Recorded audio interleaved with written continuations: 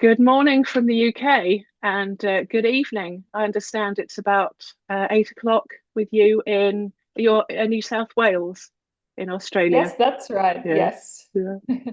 Well, I'm delighted. It's just after 8. It's 10 past 8 here in the morning, so a 12-hour difference, sort of ish, here. And so I'm delighted to be joined by Anika Molesworth today to talk about her non-fiction book. And so we start where we always start. So good evening, Anika. We'll start where we always start in how you got writing. Your biography is really interesting, which the readers and viewers of this will be able to read. But it's really interesting how you got to the point that you're at, where you felt the need to write a book. So, had you written anything before that? Have you been a reader as a child? Yeah, I've always loved writing. I love the craft of putting words, on a page and creating visual imagery and stories that, captivate people.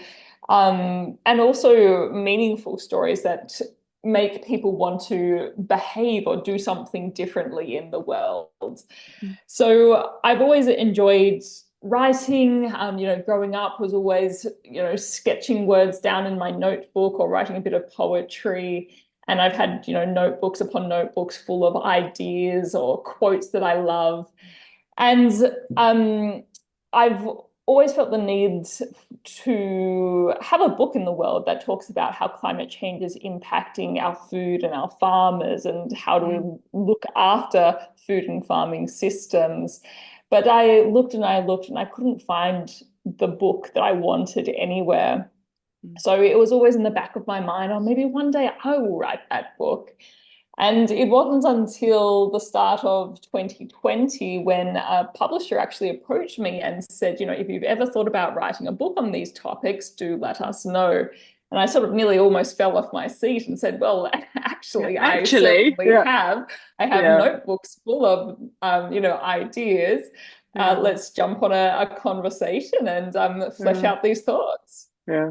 Well, it's really interesting because I found I've been in the sort of publishing world since 2005, and I've lost count.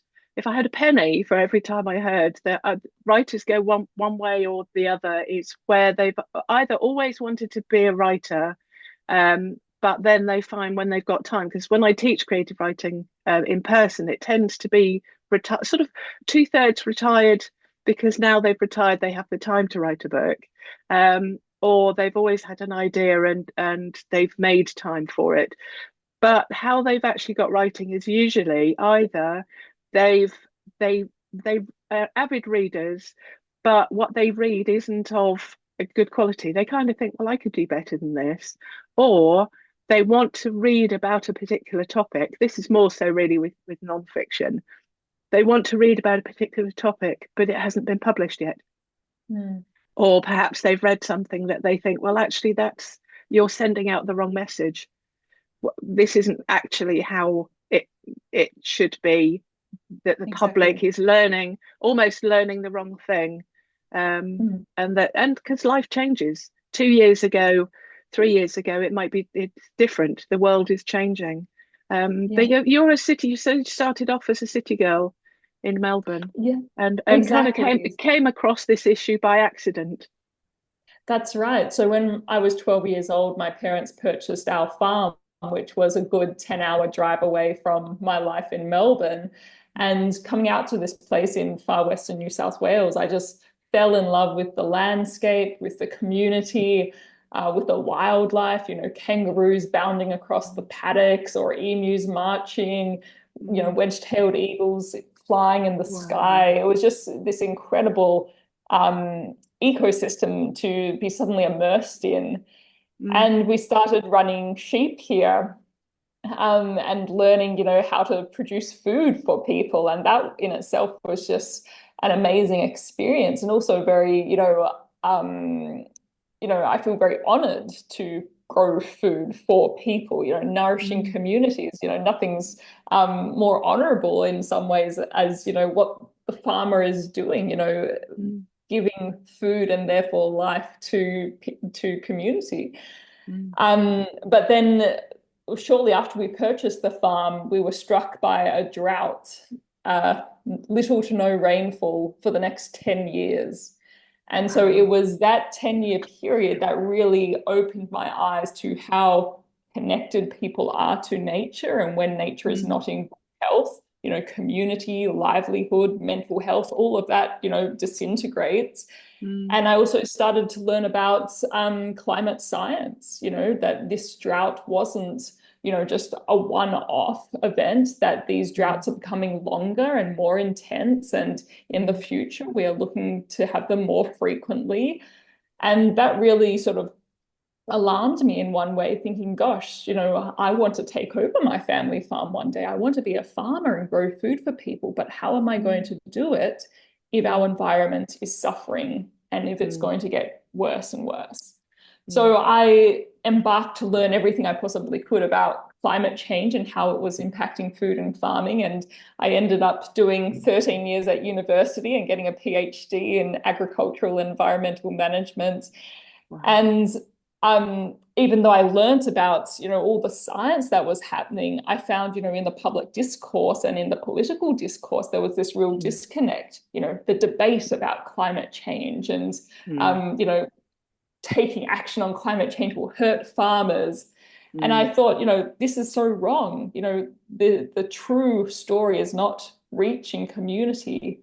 And mm, I guess that's where I hoped my book would actually play a part, mm, communicating a topic which is so often presented in an abstract academic way, to actually write it in a way that's heartfelt and personal and mm, urgent. And we're talking about the food on your plate that you feed to mm, your family. This is what's at stake here. mm. And so that was the book I then set out to write. Right. We will come to the book in a moment, but farming is literally the last week, has come to the fore in the UK because the government's budget, we've changed government in July, and the government has put up the inheritance tax over a certain threshold. I think some people are talking 1 million. I think it's 3 million. And so the farmers have protested, and we have I don't know if you've heard of a TV program called Top Gear, and one of the Yes. presenters, sort of the main presenter of the three, was Jeremy Clarkson, and he's had, I think, 2 or 3 series of him running a farm, which Mm. it's hilarious. I think he's hilarious anyway, and so he's been one of the farming campaigners that have gone to the government and been very prolific the last week or two, saying that some farms will close because they wouldn't be able to afford, they'd have to sell off pieces of land, and they wouldn't be able to produce as much as they produce now, which would have a Mm. huge impact. So it's not just that particular issue. I think as the public, we don't realize actually how tough farming is, even in the best of circumstances. So add in what we're doing to nature. Hence I thought I'd be patriotic and wear a floral top today, um, for nature, and it is a huge issue. We will come on to what you're going to be doing next. But are you see this as because obviously as I said, the world is changing. You see this as you've got one book. Do you see this as maybe writing a series or different topic, Absolutely. same topic? Well, Yeah. absolutely. I mean, as you say, there are so many different aspects to a farm and the farming system and the food system Mm, as whole. mm, As Jeremy Clarkson's TV show, portrays quite well. mm, There are so many different aspects that one is thinking about to get that food to the consumer, for mm, them to sit down and enjoy. And there, each of these different aspects of the farming system, whether it's to do with, pests and diseases in their cropping system, or water availability, too much water in floods or too mm, little water in droughts, or changing temperatures, or the cost of labor, or whatever aspect. I mean, you could write, volumes on each of them about, the mm, challenges and how we overcome them and the differences between regions and countries. Um, So absolutely, I think there's more I could write in this space, and I hope that other Mm, people also become more engaged and interested, and also contribute mm, their own voice to this mm, these topics. mm, For myself personally, I'm very much focused on how climate change is impacting what we can grow, where we can grow it. How do we make sure that people all around the world have enough food to live healthy and nutritiously filled lives? mm, Because although, us in wealthy developed nations know that the climate is changing, and that impacts our food systems. It's more so people in the developed world, poor nations and poor people who really bear the impact of those greenhouse gas emissions in the mm, atmosphere. And, many of those communities are struggling to feed their families today. It's not a concern for, the future generations. It's very much here and now for them. mm. So yeah, I'm definitely going to be working on these topics for as long as I can and looking for Yeah. those solutions. Well, it's interesting because again, only recently the G, I think it's G30 um, in South, I think it's South America. It's overrun the planned schedule because they're debating how much the more successful countries can contribute to the poorer Mm, countries, the emerging yeah. countries. So it's good that it's topical and in the news at the moment, that it's such a, especially with, I don't particularly want to get into politics, but how America is going to be changing in the next few weeks, Mm, and how that is going from perhaps one government who are very pro climate change to one that maybe need nurturing in that direction. Um, exactly. And that's so why it's it's so very important topical. for, Mm, yeah, for all of us to actually add our voices to these conversations and mm, say, hang on, the climate crisis is running away from us. We're running out of time. We need to mm, do as much as we possibly can, as mm, individuals, as our local communities, as national governments, as a global community, we need to. mm, And so, it's more and more important every single day that we mm, become engaged in these topics and we look for ways that we can be contributing to mm. helping solve it. Well, I think this year has been one of the wettest in the UK. And when you notice it every single day, I think then it chips that even if you think that nothing's happening, you can just we go out and as a dog walker, you notice the weather more than I think anybody. Certainly these sort of last few years when people are working from home more. Yes. So I know Daisy Lane, Jennifer at Daisy Lane. So tell us how you went through the publishing process, your input to editing process, and the cover, because I know they're very hands on with their authors.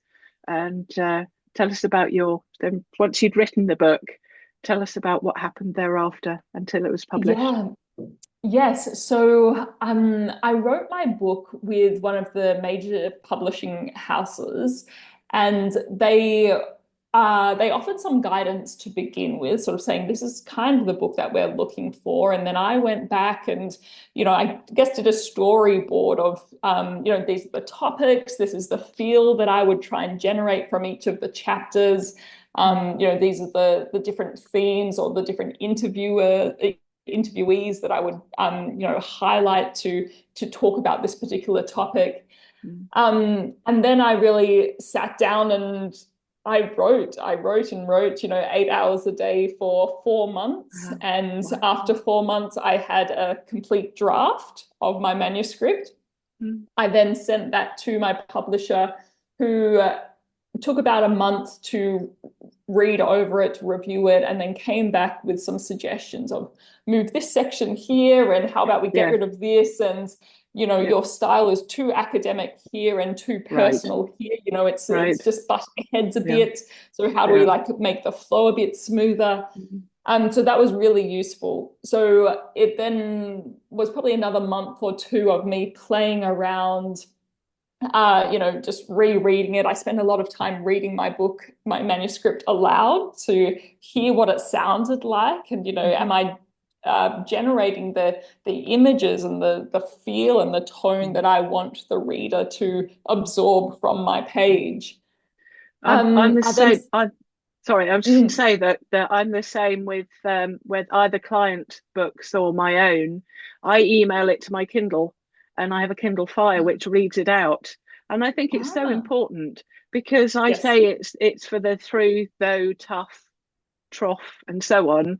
But also, if you've got missing words, it's much easier to hear it, and yeah, you can highlight it on a computer and get it to read it out. So I think it's interesting that you said that, because it is yeah, a vital part to hearing it back, even if you read it to yourself. But then when you read it to yourself, you read what you think it says. You fill in the exactly. word that isn't there, and so on. Yep. So it's I think everybody should hear It's it. very important, Yeah. yes. And then I sent my manuscript to about five trusted individuals, including my mum.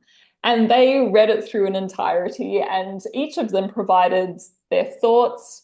And I asked them quite specifically, tell me which sections you love, like really jump from the page, and tell me which sections that you notice your mind's wandering, that you're thinking Mm. about what do I need to buy from the supermarket Yeah. tonight for dinner. Yeah. Yeah. And that was super helpful because they were able to say, this is great. Like, I love this. And I was like, Mm. and that really helped me to know, okay, like I've written that well. Like that's jumping off the page, that's singing with the words that I've used. And then they were able to highlight sections that, you know, they were boring. I was just communicating an important topic in a very Mm. mundane way. And so I needed to rework that and Yeah. present it in a different frame.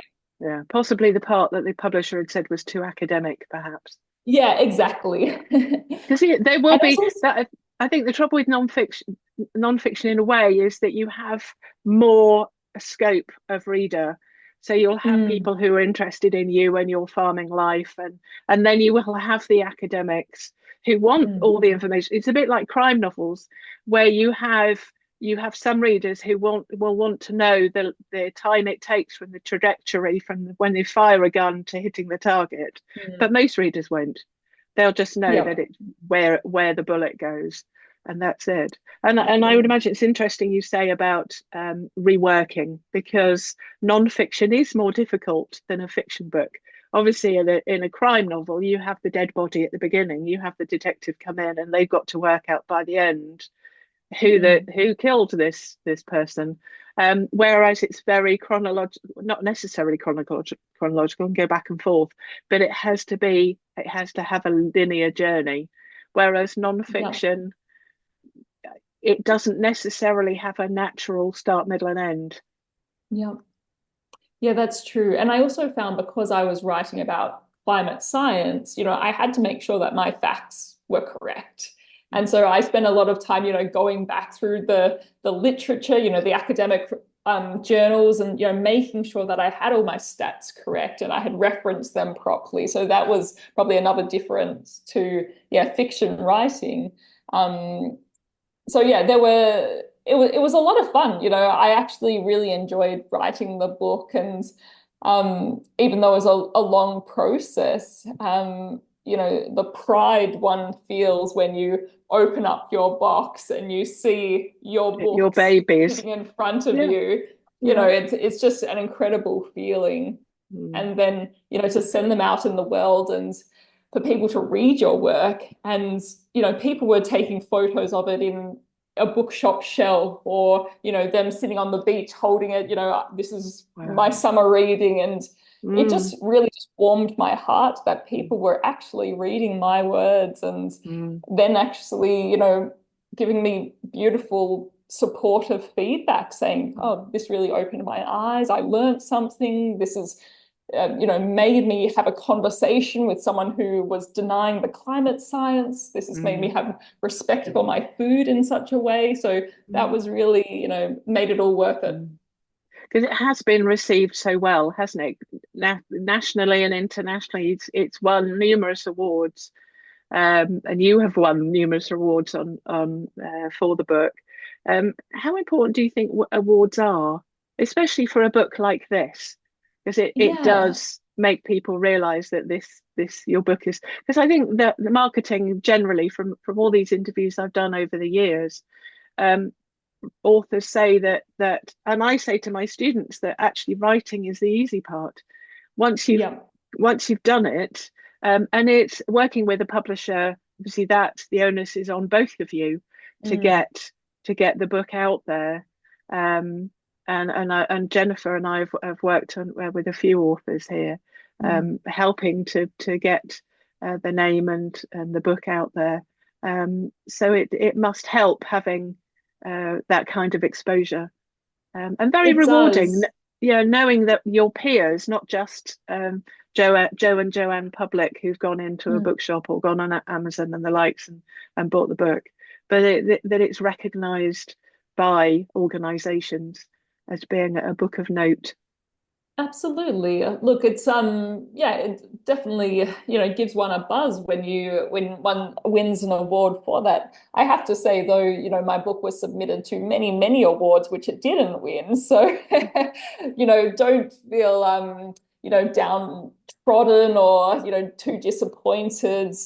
Awards are awards and it's, you know, in the hand of the awards god sometime that you're the Yeah. right book on the right day with the right reader who says, Mm, yeah, yeah, we're going to give the award to you. yeah. And That because being you never, said, I was just going to say, because you never know. It's a bit like I judge a couple of short story competitions, and there could be a really, really strong story that misses mm, out because it's the fourth of four really strong stories. So you never know exactly. when you submit your book into an award pot, who you're up against, No, and exactly. and which judge you have on the day who Yeah, that's right. happens to be interested. Yeah. And look, I thought of it, if I loved the experience, which I did, and if one person out there learnt something and then changed their behavior or had the courage to have a bold conversation, then that Mm, was worth it, in my mm, opinion. That's mm. what I was aiming for, to have an impact on someone else, on a Yeah, reader. And the yeah. fact that many people read the book and it had impact on many people, that is just so rewarding. So Mm. awards or not, it doesn't really matter. That's not why we write books. No, no. So tell us about how involved you were with the editing and covers and the process, the little process can take up to a year, Yeah. of just working with Daisy Lane. Um, I know how interactive they are with the authors and how important it is because it is your baby. Yes, Yeah. the marketing experts, you kind of hope that, because I know some authors who've hated their covers. Mm, It is different. Again, it's different with nonfiction because you are on the cover, and your area around you is mm. your earth. And so, tell us, how did you get options for the cover? You get a choice Yeah. of the cover. Yes. So Daisy Lane wasn't my publisher for my nonfiction book, but I am Okay, working with them on my potential next book, which we can get right. to. Okay, yes. But yeah, my publisher for my nonfiction book, they suggested the title of the book and an image, a cover image. And Mm, to begin with, I was really actually unsure about both. And I went backwards and forwards with them a few times. And I said, look, I don't know, what about this? And what about that? And they sort of came back a few times with their reasoning about why they thought that this title and this image was the one to go with. mm, And at the end of the day, I thought, they are experts. They know the mm, markets, they know the mm, bookshops that the book will go to. mm, I have to put my trust in they know what they're doing. And so I did, and I actually do love the title and the cover now. So even though I was a mm. bit hesitant at first because I had Right. something else in my mind while I was Mm, writing, mm, now that I see it as it is in its final form, I go, yep, no, that was a perfect fit for mm. it. Yeah. So do tell us. We always end with what you're working on next. So tell us, how you how you got in contact with Daisy Lane, or they got in contact with you, and what you're working on with them. Yeah, so I reached out to Jennifer at Daisy Lane and I pitched to her this idea that, I've written this nonfiction adult book about climate Mm, and food and farming, but mm, I actually really want to write for the next generation, for the youngsters who are coming through and great. will face some of these big challenges. Mm, And Jennifer was, yeah, very welcoming to this idea and said, mm, yes, let's do a children's book.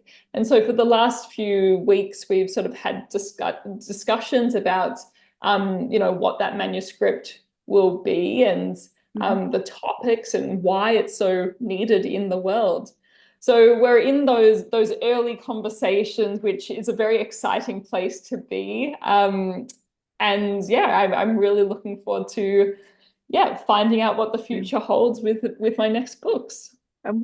What sort of age group are you aiming for? Is it going to be a picture Well, book or yeah, I'm actually thinking of a picture book. So something that a parent or a grandparent or a guardian can be mm, reading. So the adult is interacting with this book and this narrative, mm, but it's a storyline for a younger person, probably from, 5 to 10 years old, sort of around that age group where they're outside, they're exploring nature, they're interacting with their food and learning what they mm, do and don't like.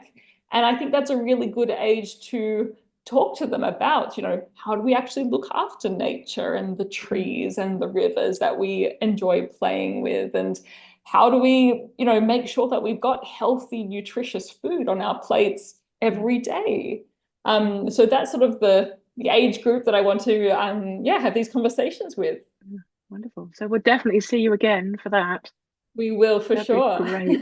Do you have another non-fiction adult book in mind? What would you I be do have writing another next for them? one, yes, and I've already started drafting that manuscript. So I probably got about 5 or 6 different, works in progress on my computer at various stages of Mm, of concept and writing. mm, But yes, I would definitely love to write another one for adults so they mm, can really get to know this topic, feel engaged, and mm, when I write about these topics, it's not in a way to make them feel overwhelmed and daunted by the future, but actually the opposite, to feel positive and yeah, hopeful and yeah. solutions focused books. And I Mm, think that's what we need at this point in mm. time.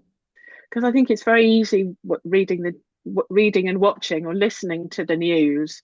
Because I get updates on my phone, and we have Alexas dotted around the house, and so every now and then we'll get a news alert. And it is quite, you have to, I've sort of said the last few months that it should be obligatory for all newscasters to end on a nice, on a light note. Mm, Whether it's, a gnome has been found in the garden and nobody knows where it's come from, that kind of thing. So that, because news can be so, I don't want to use the word depressing, but I try to be a half glass full person. But when it's all fairly doom and gloom, you just think it would be nice to. In the old days, there was I think back in the 1950s, my husband told me this. We were chatting. We went to a quiz on Saturday night, and we were chatting about this. And there was a day in the 1950s when nothing. Obviously, we didn't. This is well before social media, where literally nothing had happened. So they said, "Well, nothing happened today, so we're going to play you some music." And that was the news. Nothing had happened. You kind of think that's quite a nice thing to to have for one yeah, day, where yeah, there was nothing newsworthy. But yes, I yeah. think all the news should end on a positive story, Yeah. so Well, there's lots that of amazing things and amazing people doing amazing things out there in the world, and we need mm, to be reminded of that and to know mm, that although there are problems, there's people working on solving those problems, and mm, that should give us hope. mm. Yeah, absolutely. Well, that's a lovely point to end on. We'll end on a high.